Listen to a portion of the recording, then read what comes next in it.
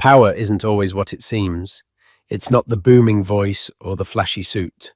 Sometimes true power is silent, patient, and utterly underestimated.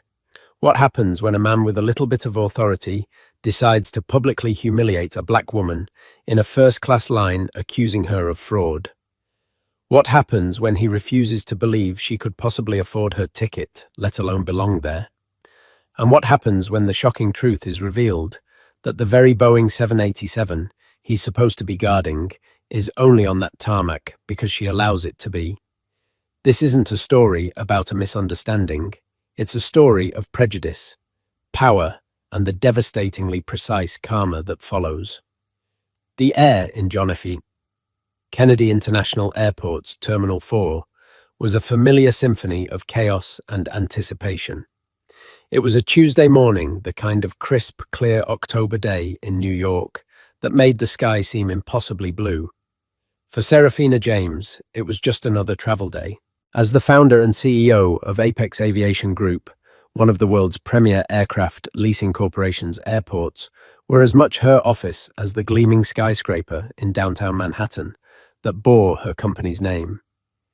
She was dressed for the 19-hour flight to Singapore, tailored black Lululemon joggers that cost more than most people's suits, a simple cashmere hoodie from Brunello Cucinelli, and a pair of pristine white and grey sneakers that were the result of a rare collaboration between a high-fashion house and a sports brand. On her wrist, a Patek Philippe watch with a subtle leather band, its value equivalent to a suburban house. It was the uniform of the modern, ultra-wealthy traveller, comfort over spectacle, quality over branding. Her hair was pulled back in a neat, intricate braid that fell down her back. She carried no flashy luggage, just a sleek, minimalist leather carry-on and a matching tote that held her laptop and a sheaf of documents. Those documents were the reason for this trip, the final signing of a $900 million fleet expansion deal with Singapore Airlines. Approaching the dedicated priority lane for Global Wings Airlines First Class, she felt the usual low-level thrum of pre-flight focus. She pulled up her digital boarding pass on her phone, the screen glowing with the bold First Class Seat 1A designation. The man at the security podium was of middling height, with a paunch that strained the buttons of his navy blue uniform. His name tag read Mark Peterson, Senior Security Coordinator. He had a sour, perpetually unimpressed look on his face, the kind worn by a man who felt the world had shortchanged him. He watched Serafina approach, his eyes flicking over her casual attire with a dismissive air. "Boarding pass," he grunted, not making eye contact, instead staring at the stanchion next to her. Serafina held out her phone. "Good morning," she said, her voice calm and pleasant. Peterson took the phone from her hand, a breach of protocol, she noted, but chose to ignore. He stared at the screen for a long moment, his lip curling slightly. He tapped the screen, squinted, and then looked up at her for the first time. His gaze was laced with open suspicion. "Where did you get this?" he asked, his tone accusatory. Serafina blinked, taken aback. "I'm sorry. My executive assistant booked it as always. It was purchased directly from Global Wings." He let out a short, derisive huff of air. "Right, executive assistant." He handed the phone back to her, but blocked her path with his arm. "Ma'am, I'm going to need to see some identification to verify this." This was unusual. They checked ID at the TSA checkpoint, not here at the priority lane entrance. But again, Serafina chose the path of least resistance. She calmly retrieved her passport from her tote and handed it to him. He flipped it open, looked at her picture, then back at her face. He compared the name Serafina Imani James to the one on the boarding pass. They matched perfectly.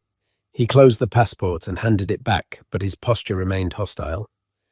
"This is a very expensive ticket," he said, stating the obvious as if it were an indictment.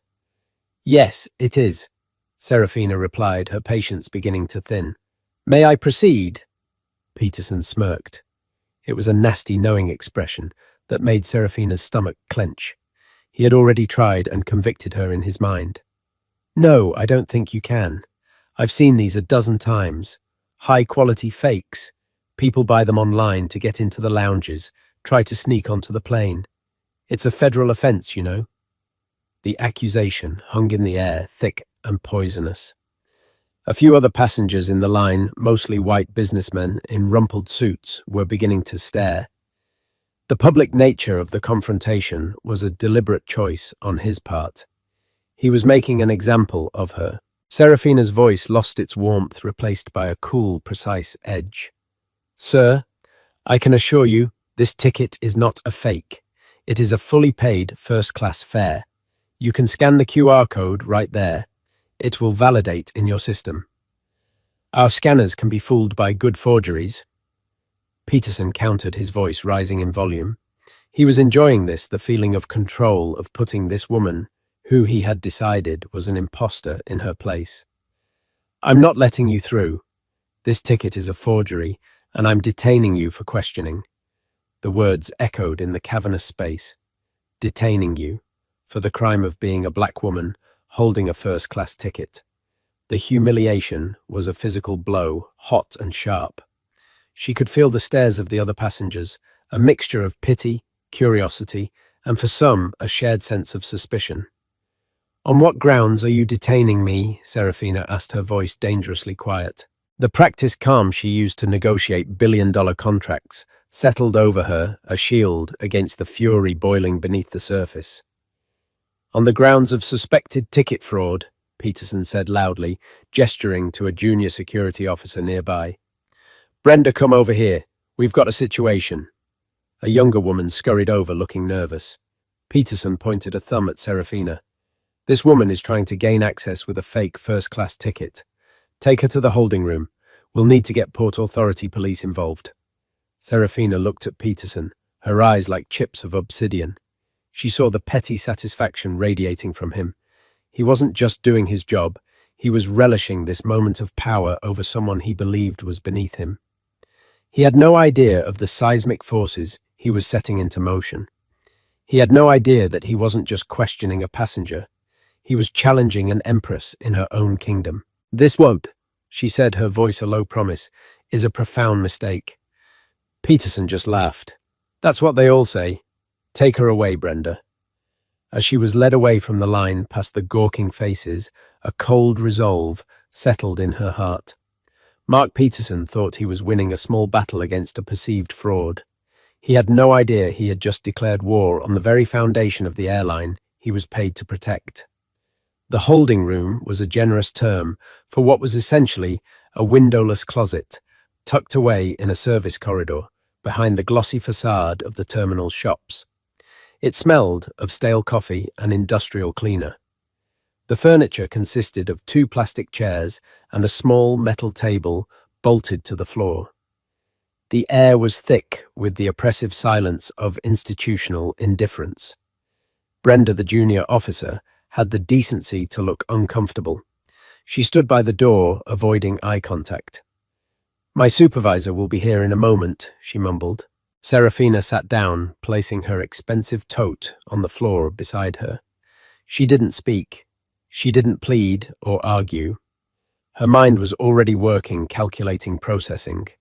The initial shock had burned away, leaving behind an Arctic calm. The emotional response could come later. Now was the time for strategy.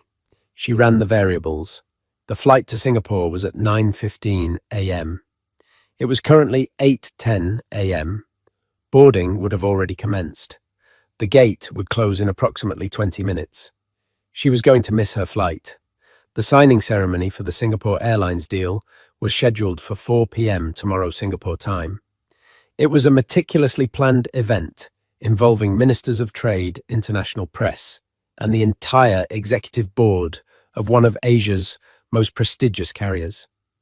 Her absence would not just be an embarrassment, it would be a catastrophic breach of trust, potentially jeopardizing the entire $900 million agreement that her team had spent 18 months building. The door opened and Mark Peterson swaggered in holding a clipboard. He pulled the other chair out and sat opposite her, the table between them, feeling like an interrogation desk. All right, let's make this simple, he began, clicking his pen.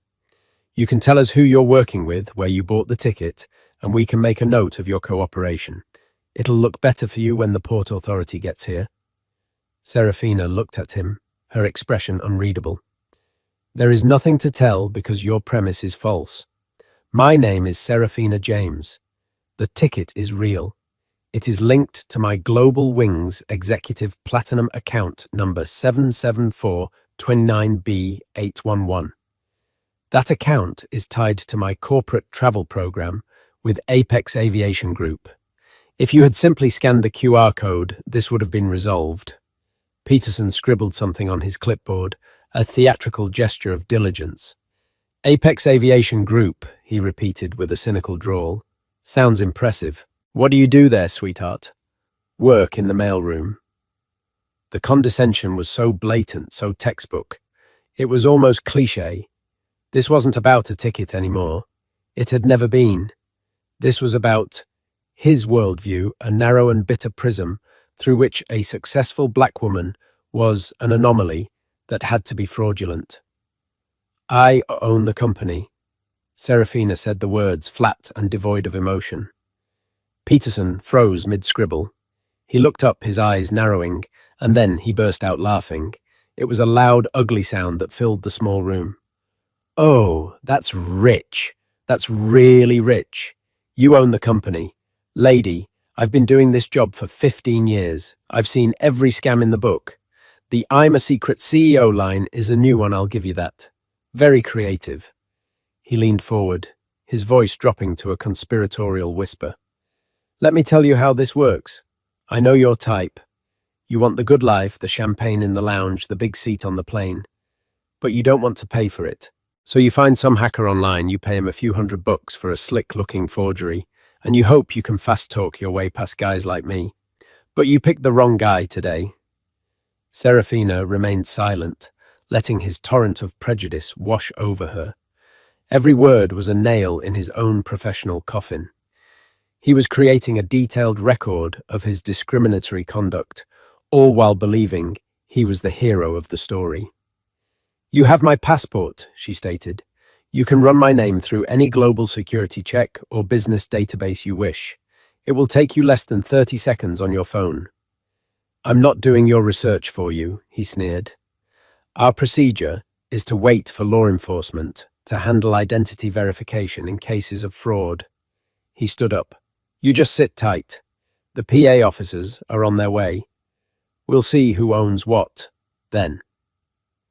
He walked out, leaving Brenda to stand guard again. Through the closed door, Serafina could hear him talking on his radio, his voice puffed up with self-importance. Yeah, situation contained. Suspect is non-compliant, claiming to be a CEO. Classic delusion, handing off to Port Authority for processing.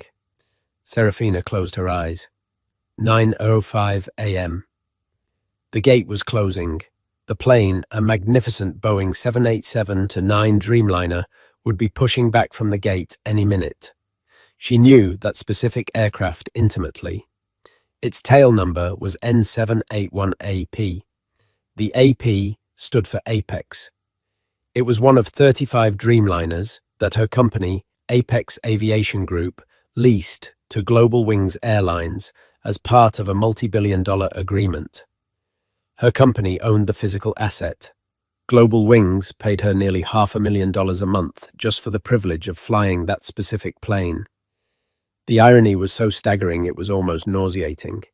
She was being barred from boarding an aircraft that was, for all intents and purposes, hers. 15 minutes later, 2 Port Authority police officers arrived.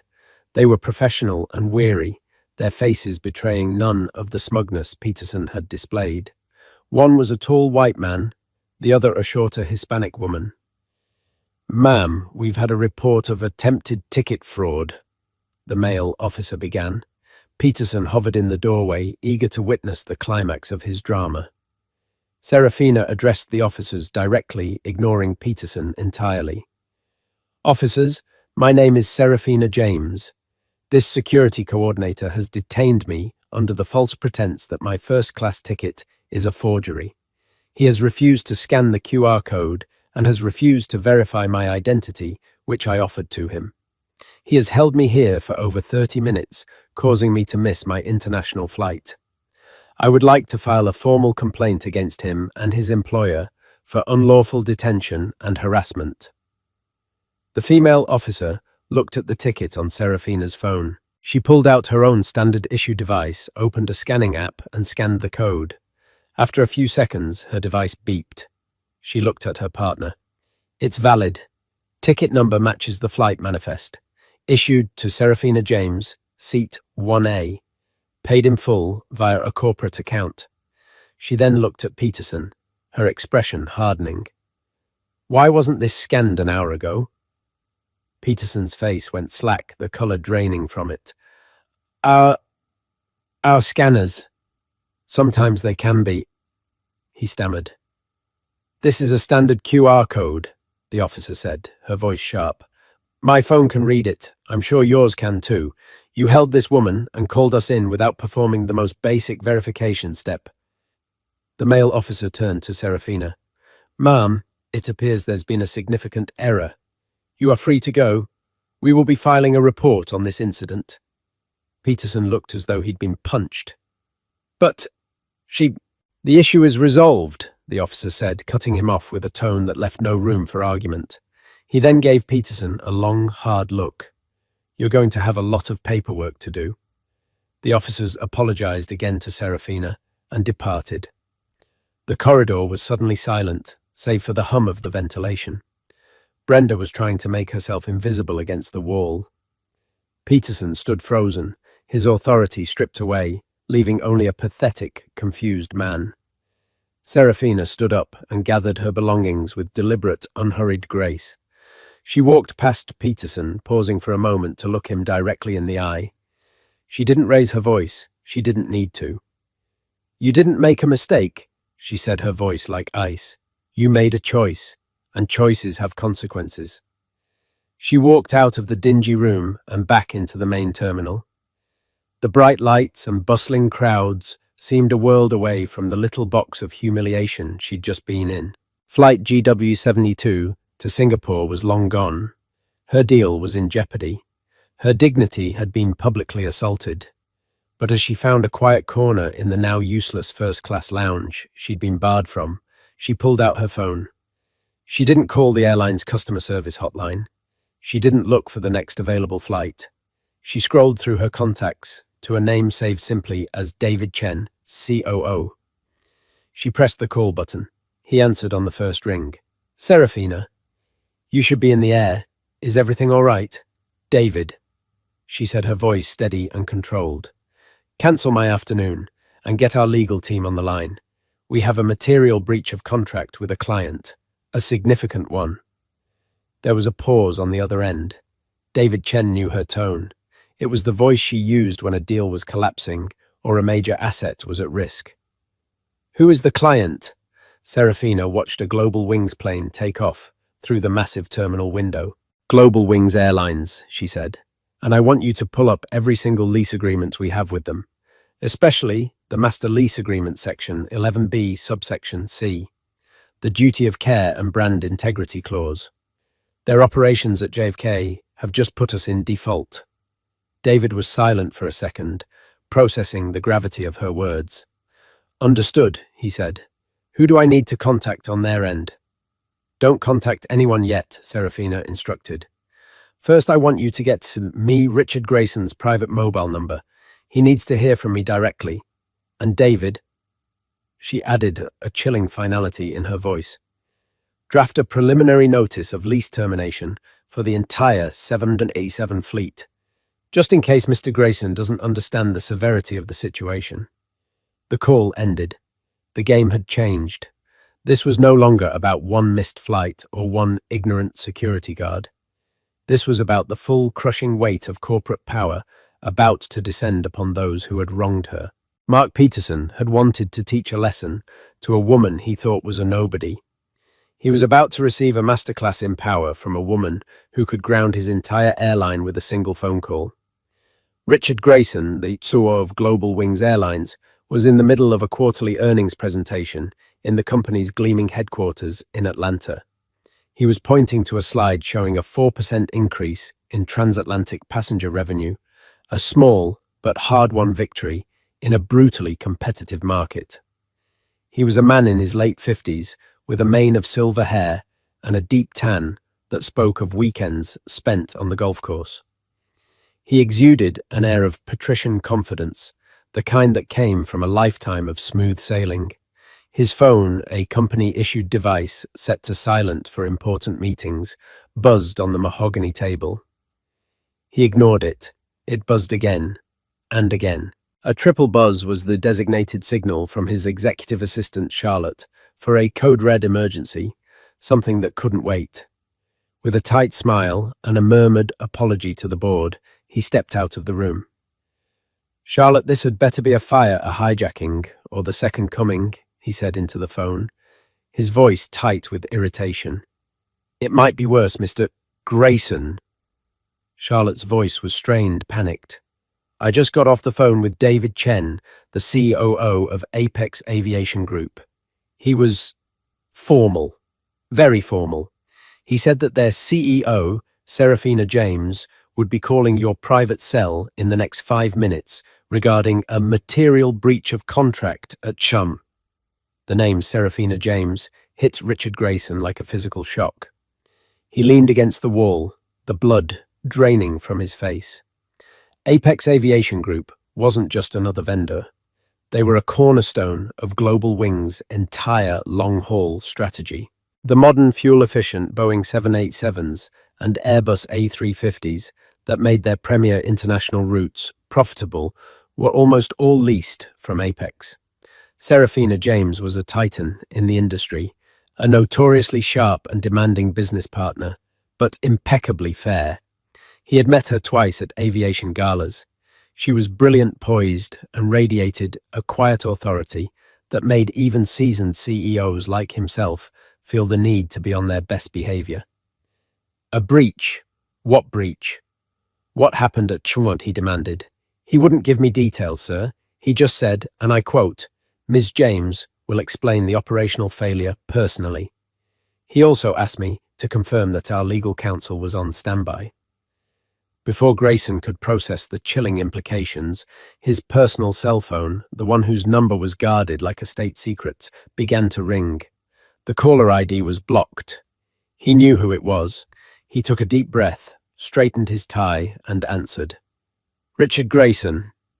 "Mr. Grayson, this is Serafina James." Her voice was perfectly calm, professionally detached, but underneath it was a current of liquid nitrogen. It was the voice of someone whose politeness was more terrifying than any shouting could ever be. "Ms. James, Serafina, it's a surprise to hear from you. My assistant just mentioned you might be calling. I hope everything is all right." He tried to sound casual, friendly, but his heart was hammering against his ribs. "No, Mr. Grayson, everything is not all right," she replied. "I'm calling you from your first-class lounge at JFK's Terminal 4. Or rather, I was just finally granted access to it after being detained for nearly an hour by your security staff." Grayson felt a wave of nausea. "Detained? What on earth for?" "Your senior security coordinator, Mr. Mark Peterson, concluded that as a black woman, I could not have possibly come by a first-class ticket legitimately. He accused me of carrying a forgery. He refused to perform the standard verification scan. He publicly humiliated me, had me escorted to a holding room, and called the Port Authority police. As a result, I have missed my flight to Singapore." Grayson sank into a nearby chair, his mind reeling. He could hear the muffled sound of the board meeting continuing on the other side of the door, a world away from the catastrophe currently unfolding on his phone. "Missed your flight to Singapore," he stammered, the pieces clicking into place with sickening speed. The big aviation conference was this week. The Singapore Airlines deal. The press. "Yes." Serafina continued, her tone relentless. "The flight for which I was to attend the signing ceremony for a $900 million fleet modernization deal. A deal that is now in serious jeopardy because of the actions of your staff on your property while I was attempting to use the premier service for which I paid. Serafina, I am speechless. This is unacceptable, appalling. I cannot apologize enough. With all due respect, Mr. Grayson, your apologies are insufficient at this moment. My company, Apex Aviation Group, entrusts billions of dollars worth of assets to your airline. Our master lease agreement contains specific clauses I'm sure your lawyers can point you to, Section 11B regarding the duty of care and the protection of brand integrity, which extends to the treatment of our executives when traveling with your airline for business related to our partnership. Your employees' actions have not only caused me personal and professional damages, but they have also constituted a significant breach of that agreement. Each word was a perfectly placed blow. She wasn't an angry customer. She was a corporate titan outlining the contractual failings of a business partner. Whatever you need, Serafina, anything. The employee will be terminated effective immediately. We'll have a private jet ready for you within the hour to take you to Singapore. A private jet will not turn back time, Mr. Grayson. She cut him off coolly. It will not erase the public humiliation, nor will it magically repair the diplomatic incident your airline has just caused. The window for an immediate resolution has passed. This is now a legal and financial matter between our two companies. A cold dread, colder than anything he had felt in his entire career, washed over him. The unspoken threat hung in the air. Apex could legally initiate proceedings to terminate their leases. The logistical and financial chaos of having to ground 40% of their long-haul fleet would be an extinction-level event for Global Wings. It would send their stock into a nosedive from which it might never recover. The board members in the next room, currently celebrating a 4% revenue bump, would be overseeing a corporate bloodbath. "What do you want?" he asked, his voice barely a whisper. All pretense of being her equal was gone. He was pleading. "What I want," Serafina said, "is to have not been treated like a criminal in your terminal. But since that is no longer possible, what I require is a demonstration of how seriously you are taking this breach. My COO, David Chen, will be in contact with your general counsel within the hour. He will have a list of preliminary requirements for us to even consider waiving our rights under the breach of contract clause. Of course, they will have our full and immediate cooperation." "They had better," Serafina said. "And Mr. Grayson, one more thing. The aircraft I was scheduled to be on this morning, tail number N781AP. A fine plane. It's one of ours. It generates approximately $15,000 in revenue for you every hour it's in the air. Right now, your airline's right to operate that aircraft, and 34 others just like it is hanging by a thread. I trust you understand the gravity of that. I will await your counsel's response." The line went dead. Richard Grayson sat in the hallway, the silent phone in his hand. The muffled sounds of the boardroom were a mockery. He was the captain of a global airline, but he felt like a man standing on a trapdoor, and Serafina James's hand was on the lever. He stormed back into the boardroom. "The meeting is over," he announced, his voice shaking with a mixture of rage and fear. "All of you get our general counsel, head of operations, and head of POR on an emergency conference call. Now!" The board members stared, stunned into silence. "What happened?" one of them asked. Grayson looked at the confused faces around the table, the faces of men who had never been accused of having a fake ticket in their lives. "What happened," he said, his voice grim, "is that one of our $5 an hour security contractors just picked a fight with a woman who holds this entire company in the palm of her hand. And he did it for the worst possible reason. Now get me that conference call." The tremor had hit. The earthquake was coming. And at the epicenter sat Serafina James, in a quiet lounge, calmly sipping a bottle of water, a silent testament to the fact that the most devastating power is the power you never see until it's too late. while Richard Grayson was scrambling to assemble his crisis team. Serafina was executing a flawless pivot. The emotional turmoil of the morning was compartmentalized, stored away behind a wall of pure focused execution. She was no longer just the victim of prejudice. She was the commander of a corporate war room, and the JF First Class Lounge was her forward operating base. Her first call after speaking with Grayson was back to David Chen. David, is the team assembled? Legal, finance, and communications are all on the line, Serafina. His voice was crisp. Good, she said. Here is the directive. This is not about money. We are not seeking punitive damages for financial gain. This is about principle, and it will be priced accordingly. Legal. I want a formal notice of breach delivered to Global Wings General Counsel within the hour. Cite Section 11B, but also cross-reference their own public-facing Passenger Bill of Rights and their corporate responsibility statements. We will use their own words to hang them. A voice, calm and female, came on the line. It was Maria Flores Apex's formidable head of legal. Understood, Serafina. We'll draft it immediately. What are our initial demands for remediation? The demands will be non-negotiable and structured in 3 tiers. Serafina instructed, her gaze fixed on the runway outside. Tier 1 is immediate action. Tier 2 is systemic change. Tier 3 is atonement. She began to pace slowly, the soft soles of her sneakers silent on the plush carpet. Tier 1. The immediate and permanent termination of the employee Mark Peterson. And not just from his position at JAG. I want confirmation that he has been barred from any security or passenger-facing role at any airport where Global Wings operates. Furthermore, I want the immediate termination of Global Wings' contract with his employer, the third-party security firm, Aegis Secure Transit, at all North American hubs. They fostered the culture that allowed this to happen. They are complicit.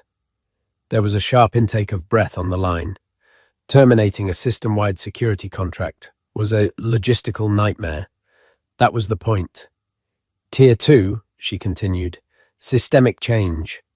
Global Wings will commission at their own expense a complete overhaul of their customer service and security protocol training. And they will not be hiring some cookie-cutter consulting firm.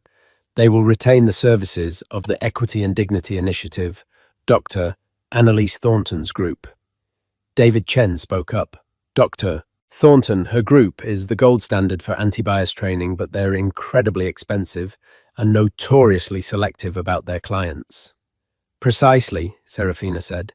If Global Wings wants to continue using our aircraft, they will make themselves a worthy client. The training must be mandatory for all employees from baggage handlers to the entire C-suite, including Mr. Grayson himself. And Apex Aviation will have observer status and final approval on the implemented curriculum.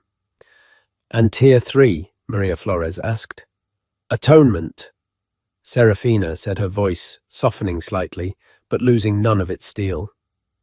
This cannot be a quiet behind-the-scenes settlement, but I do not want my name used.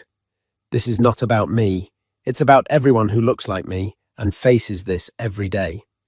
Global Wings will make a $5 million donation to a charitable foundation, the Thurgood Marshall College Fund, which supports students at publicly supported, historically black colleges and universities.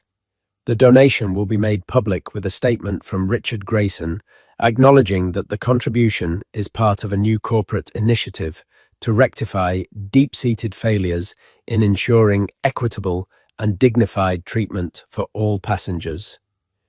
The wording will be approved by us. Silence on the line.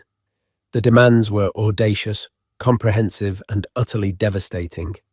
They were not designed to make Apex money, but to exact a pound of flesh in the form of forced institutional change. Finally, Serafina concluded, the Singapore situation. The deal cannot fail. David, you will get on the next flight out of Newark. You will represent Apex at the signing. Explain that I had a personal emergency that made travel impossible. You have my full authority. Meanwhile, my assistant will coordinate with the team in Singapore to set up a full HD multi-camera video conference link for me into the main pre-signing meeting tomorrow morning. I will handle the final negotiations and the pleasantries remotely. We will not give them any reason to doubt our commitment. It's a huge risk, Serafina, David cautioned. Your absence. My presence on a video screen, calm and in control after what has happened today, will be a greater show of strength than you can imagine, she countered. Make it happen. The call ended. Serafina sat down, the adrenaline beginning to subside, leaving a deep, bone-weary exhaustion in its wake. This was the unseen labor of being who she was, the constant need to be twice as good, twice as composed, and infinitely more strategic, just to claim the space she had already earned. Meanwhile, in Atlanta, Richard Grayson was presiding over the most frantic meeting of his life. When his general counsel, a harried man named Arthur Vance, read out the list of demands that had just arrived from Apex's legal team, a collective gasp went through the room. Terminate the entire Aegis contract, system-wide, the COO sputtered. That's impossible. It would take us 6 months to find and integrate a new vendor. We'd have chaos at every major airport. $5 million to the Thurgood Marshall Fund, the CFO exclaimed. How do we even explain that to the shareholders? They want approval over our training curriculum, the head of HR asked, aghast. That's a complete surrender of our internal processes. Richard Grayson slammed his hand on the table, silencing them all. And what's the alternative? He roared. The alternative is that we get a notice of lease termination for 2/5 of our most profitable fleet. The alternative is that our stock becomes wallpaper by Friday. The alternative is that we, as a company, cease to be a going concern. Do you understand? We have no leverage. None. He pointed at Hisco. You, start the process for terminating Aegis. I don't care if you have to hire temporary security from the National Guard. Figure it out. He pointed at his CFO. You, find the money. We'll bury it in a corporate responsibility budget. Better to take a one-time $5 million hit than a $50 billion collapse. He looked at Arthur Vance, his lawyer. Arthur, call Apex's counsel. Tell them we agree to all terms, unconditionally.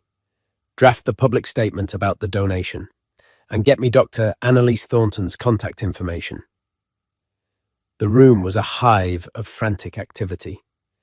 The corporate behemoth of Global Wings Airlines, which had been sailing along so smoothly just an hour before, was now turning on a massive, painful course correction forced upon it by the quiet, immovable object it had run aground on. Back at JF, Serafina's assistant had already rebooked her, not on another flight to Singapore, but on a short hop to Washington, D.C., where she had a dinner meeting the following evening that she could now attend. A sleek black car was waiting for her outside the terminal. As she walked toward the exit, she passed the same priority lane where her ordeal had begun. A different security agent stood at the podium now, a young woman who smiled brightly at the passengers filing through. Life was moving on, but Serafina knew that profound change was rumbling just beneath the surface. She didn't look back. Her eyes were on the future, a future where the price of dignity would be clearly posted, and companies like Global Wings would pay it in full. The karma had been set in motion, not as a bolt of lightning, but as a series of meticulously drafted legal documents and non-negotiable demands. The consequences for Mark Peterson were about to become very, very real. For Mark Peterson, the hours after Serafina James walked out of the holding room were a descent into a fog of disbelief and bureaucratic dread. The Port Authority officers had questioned him with a professional contempt that was far more chilling than any shouting would have been sworn. Their report, he knew, would be a cold, factual indictment of his incompetence. His manager from Aegis Secure Transit, a regional director named Henderson, whose face seemed permanently etched with disappointment, had arrived shortly after. Henderson's silence was the most terrifying part. He didn't rage. He simply performed a quiet procedural dismantling of Mark's career. He collected Mark's ID badge, his access card, his radio, and even the company-issued pen. Each item handed over felt like a part of his identity being stripped away. The drive home to his modest apartment in Queens was a surreal journey through a city that suddenly felt alien. Mark gripped the steering wheel, his knuckles white, his mind a maelstrom of furious self-justification. It was a setup. The woman had to be a plant, an actress hired by corporate to test security, and he had failed the test. Or the scanner system really was faulty, a defense he'd tried weekly with the officers. It couldn't be as simple as it looked. He couldn't have made such a monumental error in judgment. He, Mark Peterson, a 15-year veteran, was a shrewd judge of character. He knew phonies when he saw them. He clung to this narrative, this flimsy shield of delusion, because the alternative that his own bitter prejudice had led him to single-handedly derail his life was a truth too scorching to face. He spent the afternoon pacing his small living room, the air thick with the smell of stale air freshener and anxiety. He waited for the phone to ring, alternating between rehearsing his indignant defense and picturing the unemployment line. The call finally came at 4:32 p.m., an unlisted number from a corporate office park in Delaware. It was a woman from Aegis Human Resources, and her voice had the sterile, detached quality of a surgeon about to deliver a terminal diagnosis. "Mr. Peterson, this is Eleanor Croft from corporate HR. I'm calling regarding the incident at JFK Terminal 4 this morning." "Yes, finally," Mark said, relief momentarily washing over him. "I've been waiting. I need to file my full report." The woman was highly suspicious, and my gut told me, "Mr. Peterson, your gut is not a recognized component of our security protocol." Ms. Croft interrupted, her tone like chipping ice. "What is part of the protocol is the standard verification scanner that you refuse to use. This call is to officially inform you that your employment with Aegis Secure Transit is terminated, effective immediately." The words sucked the air from his lungs. Terminated. For what? For being cautious. I was protecting our client's assets. I identified a potential security threat. "You did not identify a threat, Mr. Peterson." The HR woman continued, her voice unwavering, as if she were reading from a legal document. "You identified a target for your personal biases. The threat was Serafina James, the founder and chief executive officer of Apex Aviation Group. I believe your manager has already informed you that Apex is the leasing corporation that owns a significant portion of Global Wing's long-haul fleet.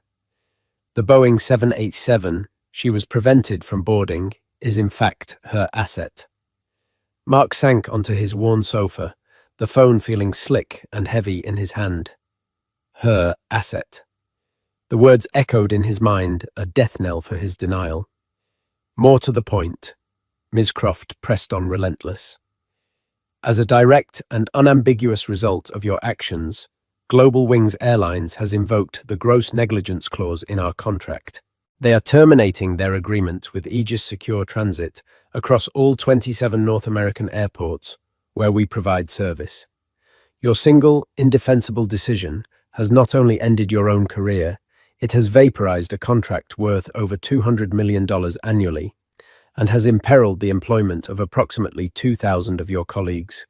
You are being terminated for cause, specifically for gross misconduct, willful negligence, and actions leading to catastrophic financial and reputational damage to this corporation." "This is insane," he whispered, his voice cracking. "I've been with the company for 15 years. "Yes, we're aware of your tenure," she said, "which brings me to the final point. As per Section 8, subsection D of your employment agreement, a termination for cause due to gross misconduct results in the immediate and total forfeiture of all unvested and company-matched pension benefits. Your contributions will be returned to you, but all company matching and accrued growth are void." That was the final, devastating blow. The pension. The one thing that made the years of standing, of dealing with irate passengers, of feeling overlooked and underpaid, feel worth it. His future, his retirement, the small slice of comfort he had been promised was gone, wiped out. "You can't do that," he screamed into the phone, his voice ragged with panic and fury. "That's my money. I'll get a lawyer. I'll sue you." There was a brief, weary sigh on the other end. "Mr. Peterson, you are of course welcome to pursue any legal recourse you see fit. However, I must inform you that our legal department has already reviewed the incident reports from Global Wings, the Port Authority, and the sworn statements from your direct subordinates. We have also reviewed the security footage, which clearly shows you refusing to scan the passenger's credential. We are exceptionally confident in our position. A termination package containing all relevant legal documentation will be delivered to your address tomorrow. Do not attempt to contact any Aegis or Global Wings employees. We consider this matter closed." The line went dead. Mark sat in the gathering dusk, the silence of his apartment screaming at him. He was no longer just a man who had lost his job. He was a pariah, the architect of a corporate disaster.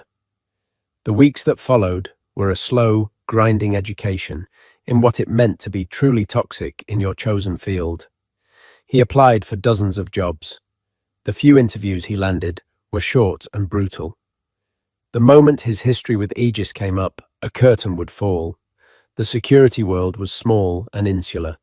The story of the guard who got Aegis fired from their biggest contract had become a legend, a cautionary tale told in break rooms and training sessions. He was unemployable. He was forced to take a job he would have sneered at just a month prior. A night watchman at a sprawling, desolate self-storage facility in an industrial park near the marshes of Jamaica Bay. His pay was a fraction of what it once was. His new uniform was a cheap polyester shirt that chafed his neck. His nights were spent in profound silence, walking endless corridors of cold corrugated steel doors, his footsteps echoing in the emptiness. Behind each door lay the stored-away forgotten possessions of other people's lives. It was a purgatory of inanimate objects. Sometimes, late at night, he would stand at the edge of the property and watch the distant blinking lights of planes on their final approach to Jeffrey. He would see the Global Wings logo on their tails and be consumed by a rage so bitter and profound, it felt like it would choke him.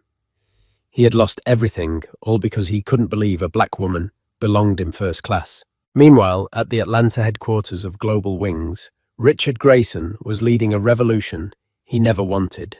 The firing of Aegis created a logistical firestorm, forcing them to pay exorbitant rates for temporary security while they vetted a new permanent vendor. But Grayson, haunted by the icy calm in Serafina James's voice, drove the changes with the zeal of a convert. The most humbling part of his ordeal was the mandatory training with Dr. Annalise Thornton. He had expected a dull PowerPoint presentation on diversity. Instead, he and his entire C-suite found themselves in an intense 3-day workshop that felt more like group therapy combined with a psychological stress test. On the second day, Dr. Thornton put him through a role-playing exercise. He was to enter a luxury hotel simulation, but the actress playing the concierge had been instructed to treat him with the same condescending suspicion Mark Peterson had shown Serafina. She questioned his credit card, suggested he might be more comfortable at the budget motel down the street, and loudly speculated that he must have won the lottery to afford such a room. Within 10 minutes, Grayson, a man used to universal deference, was flustered, angry, and deeply, profoundly humiliated. When the exercise was over, Dr. Thornton asked him, "How did that feel, Mr. Grayson?" He sat down, his face pale. "It felt awful," he admitted. "I felt powerless. I felt like I wasn't being seen." "What you felt for 10 minutes, Dr. Thornton said gently, is a daily ambient reality for millions of people. It is the friction they encounter when simply trying to exist in spaces where they are not the default. Your employee did not just have a bad day. He acted on a systemic bias that your corporate culture has until now allowed to go unexamined. Our goal is to make that examination a permanent part of your company's DNA." For the first time, Richard Grayson truly understood. The $5 million donation was made. The press release carefully worded to express regret for institutional failings. It was a painful public admission, but it worked. The story shifted from Airline's racist incident to Airline takes drastic steps to atone. Thousands of miles away, the Singapore deal hung in the balance. But Serafina's remote presence was a masterclass in modern leadership. When her face appeared on the boardroom screen, perfectly lit, her audio crystal clear, her demeanor radiating absolute control, a palpable sense of relief filled the room. She didn't just join the meeting, she commanded it. She navigated the final, tricky points of the negotiation with effortless grace, displaying an encyclopedic knowledge of the contract and an easy rapport with her Singaporean counterparts. Her performance was a powerful, unspoken message. An incident in New York may have kept me from flying, but it cannot stop me or my company. We are resilient. We are bigger than that. The deal was signed. It was a triumph snatched from the jaws of disaster. Weeks later, Serafina was in her office, the late afternoon sun casting long shadows across the floor. David Chen walked in and placed a folder on her desk. "The final impact reports from the global wings situation," he said. "Their new training program is fully implemented, and this came in the mail." He handed her a glossy magazine from the Thurgood Marshall College Fund. Inside was a multi-page spread about the Global Wings Initiative for Future Leaders, funded by the $5 million donation. It featured profiles of the first cohort of scholarship recipients, bright, ambitious, young black students, many of whom were the first in their families to attend college. One profile caught her eye, a young woman from the Bronx who wanted to be an aeronautical engineer. Her quote at the end read, "Someone I'll never meet created this opportunity for me. I just want to make them proud." And Serafina looked at the young woman's hopeful face, then out the window at a plane gracefully lifting off from a distant runway. She had never sought revenge on Mark Peterson. He was a symptom of a disease, not the disease itself. The real victory wasn't his pathetic downfall. It was here in this magazine. It was the systemic change at a major airline. It was in the future of a young engineer who would one day design the very aircraft she leased. The truest, most satisfying karma wasn't a punishment that looked backward, but an investment that built a better, more equitable runway for the future. This story serves as a powerful reminder that prejudice, big and small, carries a heavy price.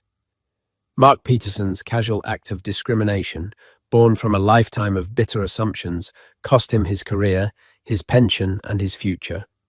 He picked a fight with a passenger, not realizing he was attacking the very pillar holding up his world. In contrast, Serafina James demonstrated the nature of true power. It wasn't loud or aggressive. It was strategic, systemic, and ultimately transformative. She didn't just get an apology, she forced an entire corporation to confront its failings and invest millions in becoming better. She turned a moment of personal humiliation into a catalyst for widespread institutional change. If this story of hard karma and quiet strength resonated with you, please hit that like button to show your support.